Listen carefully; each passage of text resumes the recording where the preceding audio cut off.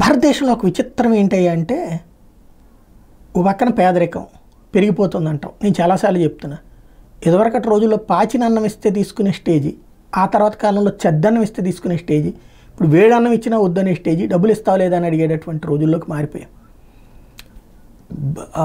శాంత పేదరికం పోయిందని చెప్పడం వెరితనం. పేదరికపు రూపు మారింది. ఇదివరకటి రోజుల్లో ఏడాదికి 10,000 కూడా సంపాదన లేదని పేదరికం అంటారు. ఇప్పుడు నెలకో 10,000 లేకపోతే పేదరికం. అది తేడా. బియ్యం ఫ్రీగా వస్తున్నాయి 85 కోట్ల మందికి. అప్పుడు ఇంకా తిండికి ప్రాబ్లం ఏంటి? తిండి లేదని ఎట్లా అంటాం? కానీ అంటున్నటువంటి పరిస్థితి.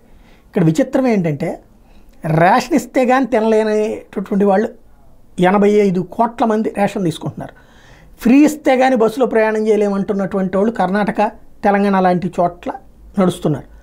ఇందులో అసలు విశేషం ఏంటంటే ఇలాంటి ప్రాంతాల్లోనే 1000 కోట్ల రూపాయల సినిమా కలెక్షన్ వచ్చింది. ప్రభుత్వ సంక్షేమ పథకాలు పొందుతున్నటువంటి వాళ్ళు, ప్రభుత్వం ద్వారా 5 రూపాయల బెనిఫిట్స్ పొందుతున్నటువంటి వాళ్ళు టిక్కెట్టు 500 అయినా కొంటున్నారు, 1000 రూపాయలైనా కొంటున్నారు. అంటే లోపం ప్రజాస్వామ్యంలో ఉందా? బుజ్జిగింపు రాజకీయాల్లో ఉందా? అభిమానంలో ఉందా? ఎవరికి వాళ్ళు లెక్కేసుకోవాల్సిన అంశం.